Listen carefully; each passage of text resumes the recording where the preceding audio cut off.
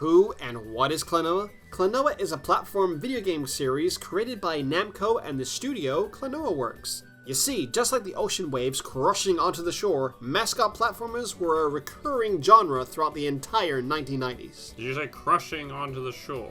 Despite their frequency, Klonoa managed to stand out from the crowd thanks to great gameplay and gripping story. To this day, many have debated what animal Klonoa is. Some say he is a cat, some say he a dog. Personally, we think he's a horse. Regardless, this debate has resulted in many bar brawls, where fans have gotten quite passionate about Klonoa's animal identity. According to the creators, Klonoa is not any particular animal. Oh, wait, there it is. Apparently he is Sonic's brother? It's a fan thing! Look at their website link, you idiots! So what does Klonoa actually do? Well, it turns out he is a dream traveler who is destined to travel into various dream worlds to vanquish the nightmares. Like if you have a nightmare where you're running around naked at work, Klonoa will appear to help you out. Maybe he'll give you his jacket. The idea of Klonoa originated from director Hideo Yoshizawa, who was keen on making a cinematic game following his dissatisfaction with other developers not prioritizing story. He took one look at Super Mario 64 and said, "No story? Then it's garbage!" Why are people named Hydro obsessed with story-driven games? Hideo's original concept was more serious and featured robots. Klonoa himself was originally a robot who defeated enemies with spinning iron balls. Oh, epic. Yes, he later dropped this concept when he became attached to the idea of where dreams go when they are forgotten. With this idea, he got to work on a cartoon mascot character. Welcome to the 90s. Klonoa was designed by Yoshiko Ara, whose initial design had a shadow-like appearance. However, they weren't completely happy with it and decided to change the character to have more of a animal-looking eyes and long floppy ears. They believe that a person's eyes and silhouette are the features you notice first on a person, which I agree with. I remember I went on a date with a woman, and the first thing I noticed was her large, pronounced nose. And it was so large, she accidentally sucked up flies every time she breathed in, a bit like Paige from Beyond Good and Evil. Remember that little advert from Beyond Good and Evil 2?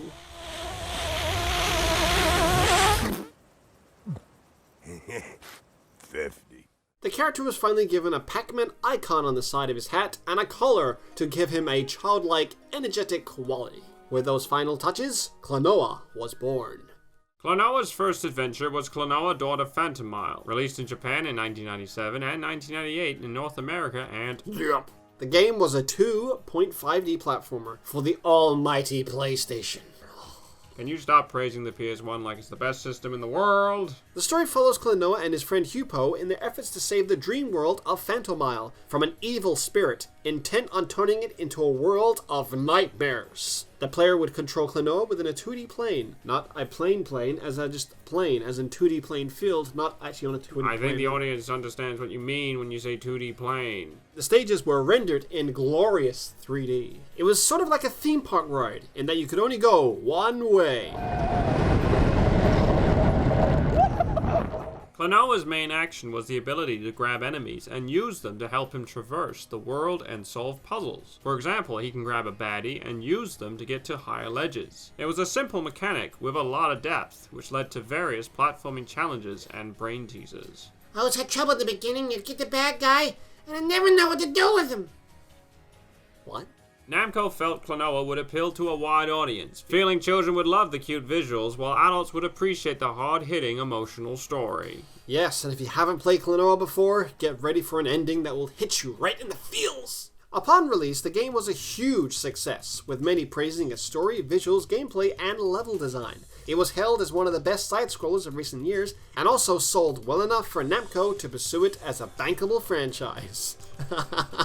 The biggest criticism was the game's short length, which resulted in many gamers screaming outside their windows. Since then, Klonoa Daughter Phantomile has become a collector's item, with a copy of the game now worth a small fortune. If you have a copy lying around, you better keep hold of it, or you can put it online and watch the bids roll in. Shortly after this, the Klonoa series made a brief appearance in R4 Ridge Racer Type 4 in 1998. Klonoa-related textures appeared in the game, which, isn't really exciting, but it is Ridge Racer. Ridge Racer. Remember that one? All right, so let me go right ahead. Klonoa's next adventure will be released in 1999, titled Klonoa Moonlight Museum. This game was developed for the Wonderswan, a handheld released exclusively in Japan by Bandai. What was unique about the handheld was that each game cartridge had a unique flavor, which you could taste when you licked it. For instance, Clinoa tasted like strawberry jam. Sadly, some gamers would eat their entire cartridge and develop gameritis, a side effect that caused you to poop out rainbow-colored turds. This led to several lawsuits and prevented the Wonderswan from being released outside Japan. Knowing me, I would have eaten it. Anyway, Moonlight Museum was the first handheld Klonoa game, and the first game to feature levels that were entirely 2D. No 3D shenanigans here. The game was a prequel to The Door to Phantomile, featuring Klonoa and Hupo coming across a sad young girl who tells them the moon has been divided into fragments and stolen by the Grinch! The game was originally announced for the PlayStation as a side story to the original game. In fact, Moonlight Museum was actually in development alongside Klonoa 2. While the Klonoa 2 team focused more on action, the Moonlight team focused more on puzzles, which would make Professor Layton incredibly jealous. Reviews for the game were generally mixed. While many thought it was a solid platformer, they all agreed that it was kind of dull and not as good as the previous entries. Roll on the Screaming Goat. You mean no, you... Oye, igual que yo. ¿Y qué opina usted? ¿Qué opina usted? ¿Qué opina usted del gobierno canario?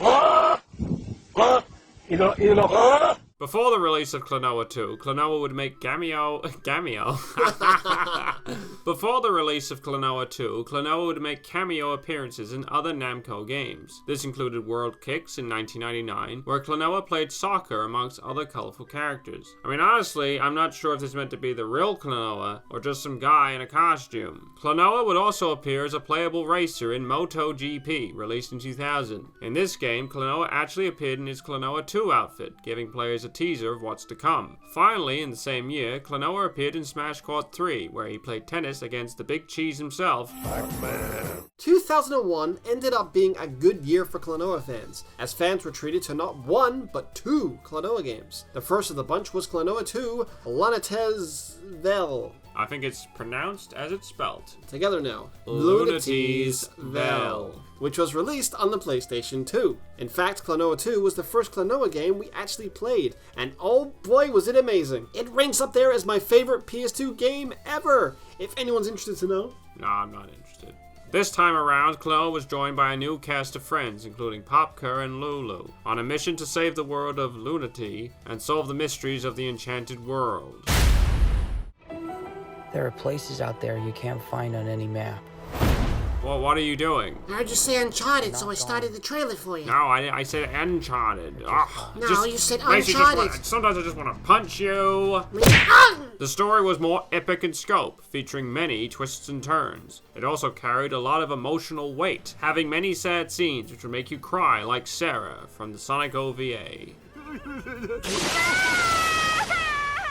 Or as I say in this script, a Sarah from the Sonic OVA. The game retained the 2.5D gameplay, however this time the characters were rendered in 3D models, replacing the 2D sprites of the original. There were also new board riding stages, bigger bosses, and even a scrapbook containing all sorts of saucy images. Too saucy for this video. And I think this game got rated a 3OK by the ESRBP. And that picture there, that's my favorite. Klonoa was also given a new character design, which made him look older and more mature. A port for the GameCube was announced, but later cancelled, as the director thought the system's lunchbox design made it the laughingstock of the industry. Klonoa 2 was met with universal acclaim, with many calling it one of the best platformers ever made, and one of the best PS2 games to be released. Praise went to its gameplay improvements, level design, deep story, and beautiful soundtrack. It won various awards, and IGN even listed it as one of the best games you've never played, but probably should. Which was the problem. Despite the glowing reviews, Klonoa 2 sold poorly, causing a third installment in the series to be put on the back burner.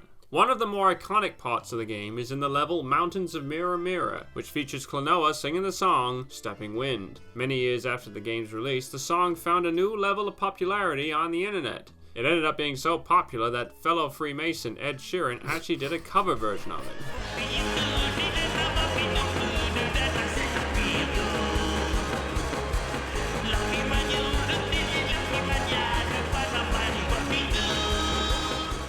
Fun fact, if you listen to the Klonoa 2 song Shattered Past on YouTube, Lolo appears in the URL. Isn't that freaky? Later that year, Klonoa Empire of Dreams was released for the Nintendo Game Boy Advance. Set between the events of Klonoa 1 and 2, Empire Dreams takes place in the kingdom of Julius, a world where it is against the law to dream. If you do, you become a monster. Much like Moonlight Museum, it was a fully 2D adventure with a larger... Oh no, you're suffering from lodgeritis. I'll take it from here, Dexter, seeing as you can't see the word lodger at the moment. It had a larger focus on puzzles than action. However, elements of Klonoa 2 did appear in this game, including the hoverboard sections and Klonoa's redesign. It was released to positive reviews, with critics being impressed with the game's audio and visual presentation. Many said it was as impressive as Paul Rudd's phone trick. Okay, what do I need to do? Just sit there. Okay, this should be fine.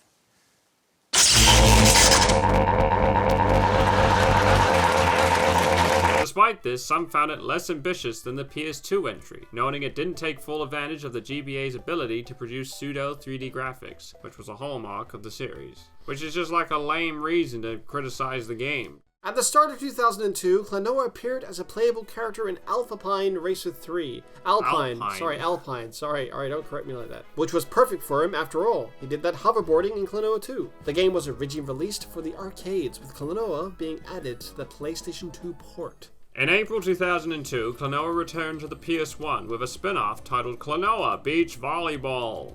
As you've probably guessed from the title, this was a volleyball game where players could play as their favorite Klonoa character and hit a beach ball. The roster included Popker, Lolo, and everyone's favorite, Guns! There were 7 courts to play in, as well as 4 unlockable characters and various types of balls to spice up the matches. When you completed the story with a particular character, they would get their own comic strip ending, which would have you rolling in the aisles with laughter.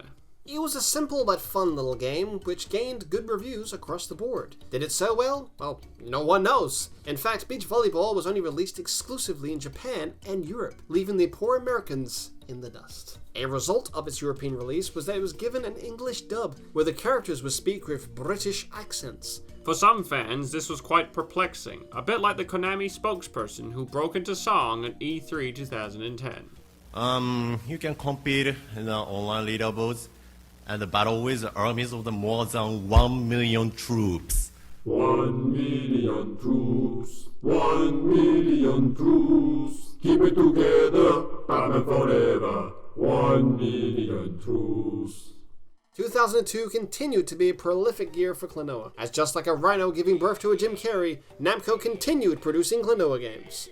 This one was a sequel to Empire Dreams on the GBA titled Klonoa 2 Dream Champ Tournament. And a surprising twist, it was not released in Europe, but was released in North America instead. So Europe got Beach Volleyball and the US got Dream Champ Tournament. Meanwhile, the Japanese were laughing right in the middle, because they had them all. The gameplay was very similar to Empire of Dreams, however it did feature some new elements like the underwater mech suit, which brought the pace of the gameplay down to a screeching halt.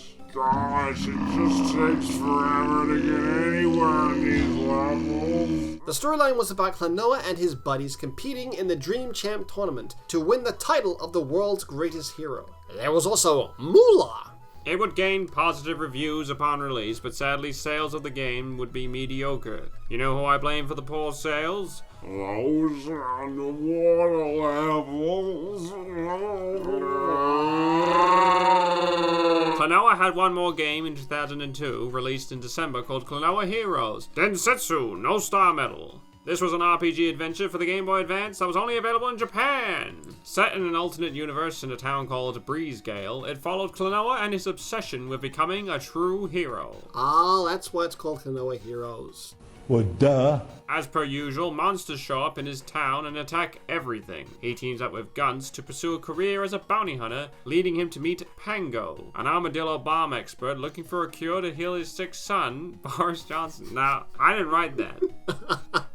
The gameplay was a departure from previous installments, as it was a role-playing game, with the action taking place from a top-down perspective. Players could play as Klonoa, Gunst, or Pango, defeating enemies to earn experience points to make their characters stronger than Mighty Max. The gameplay was more action-focused than prior entries, and Klonoa couldn't even inflate his enemies. There were 8 worlds to travel through, consisting of battles with smaller enemies before the climax with the final boss, who was harder than all the small enemies because, well, they are the final boss.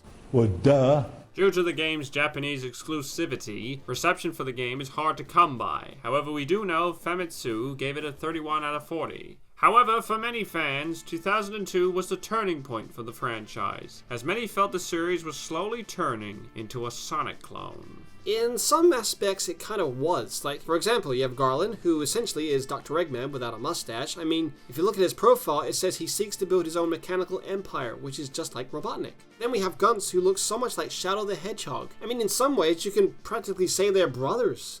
Klonoa Heroes would prove to be the last mainline entry for a while, but that didn't stop references to Klonoa appearing in other Namco games. This included Tales of Destiny 2 as a plush, a costume in Tales of Symphonia, and a stadium in Family Stadium 2003. A stadium? What, he appears as a stadium? Well, a Klonoa-themed stadium. You didn't say that. You said he appears. Well, you will see the pictures as I talk about it, and it'll be very obvious. There we go. Okay, now it makes more sense. But to me, with this writing, I didn't understand what you mean. Oh yeah, just slag off my writing. Oh, we're starting now the fight now, Ari. Bring it on! In 2005, Klonoa Daughter Phantomile was featured in a Namco 50-year anniversary collection titled Nam Collection. 50 years? Is that true? Yeah, well, that's what it said. 50 years, yeah. Wow. Klonoa and Gunst appeared as playable characters in the crossover RPG Namco X Capcom. This was a humongous game featuring dozens and dozens of characters from the worlds of Namco and Capcom. Did you know it was developed by Xenoblade creators Monolith Soft and was released very positively with positive reviews? It was released very positively. Several more cameos appeared throughout 2005 to 2006, which included Klonoa-themed artwork in Ridge Racer 6 and 7. Klonoa was also an unlockable character in Family Tennis Advance. Was he? Yes. The series hiatus finally came to an end when Namco announced a new Klonoa game was coming. At first, fans thought it was a Klonoa 3, but it was actually a remake to Door to Phantomile. Simply titled Klonoa, the game was released in 2008 for the Nintendo Wii. Namco created the game in the hope of reigniting interest into the series, and chose to release it on the Wii due to the system's broad appeal. Care was taken in making the game easier to control and more intuitive, altering level design, speeding up Klonoa, and extending his attack range. During development, the team proposed a redesign to make the character more appealing to Western audiences. However, the backlash to the redesign was incredibly negative, with many gamers saying that they would never buy another Namco game again if it stayed. As a result, Namco took all the concept art, all the game development assets of the redesign, and put it into a crate. They locked it up and put it away, and never to be seen again.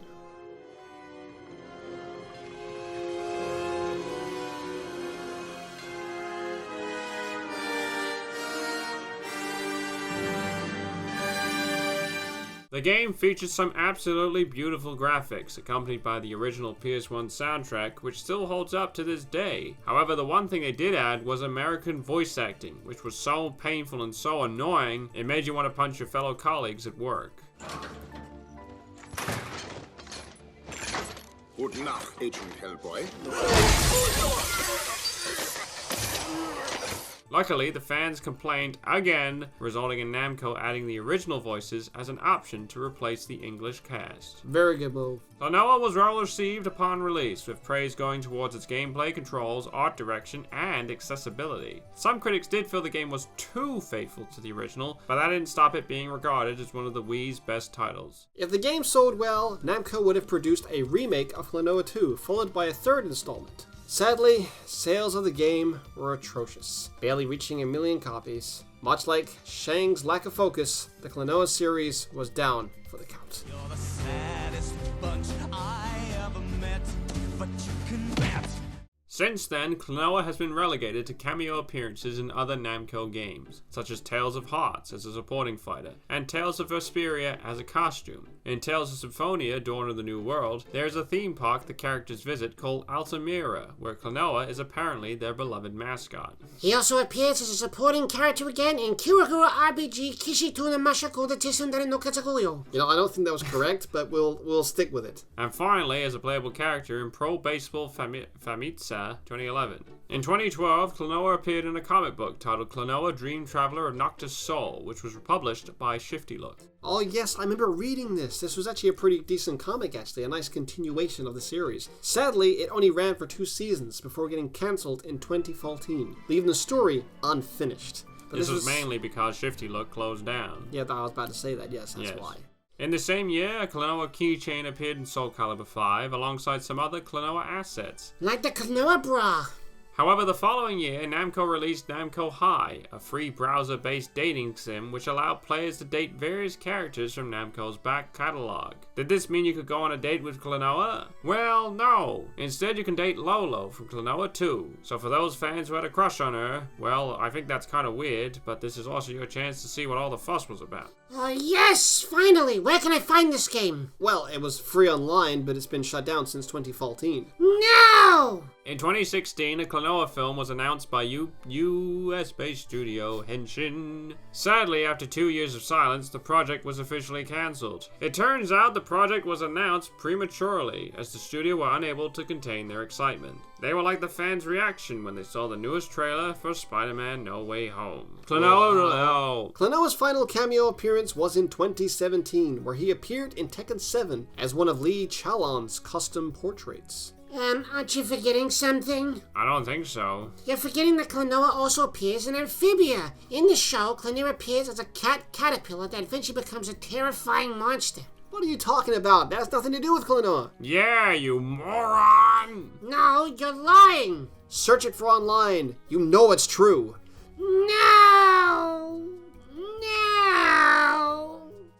So there you have it. The rise and fall of Klonoa. Klonoa started off as a truly original franchise, one that was able to appeal to a broad audience thanks to its tight gameplay and emotional stories. Sadly, due to declining sales, the Klonoa series has slowly faded into the void of no return. Nowadays, Klonoa is most fondly remembered by the hardcore gaming crowd, as the casual crowd have no idea who he is. For example, when the people of Colchester were asked who Klonoa was, this was their response. I have no idea, and it's a question that I don't think about. A man that historically must have existed. I would say a guy with skills, like not to be rude, but like an ancient doctor sort of thing. I don't know, mate, really, honestly. I guess just what people that person thought to. Will Klonoa ever come back? Well, Namco recently trademarked the Klonoa IP, so maybe something is on the cards for the long-eared hero. In the meantime, thanks for watching, and join us in December when we send the other guy into outer space. Wait, what? What are you doing? You can't take me to space. I won't be able to breathe up there. I won't be able to breathe. Dexter, Mr. Dexter Martin, please don't put me into space. We're not being serious. Dexter Martin, please look at me. Don't put me into outer space. We're not gonna put you into space. I won't be able to breathe. If we did put you into space, you'd be wearing a flippin' suit. Don't worry.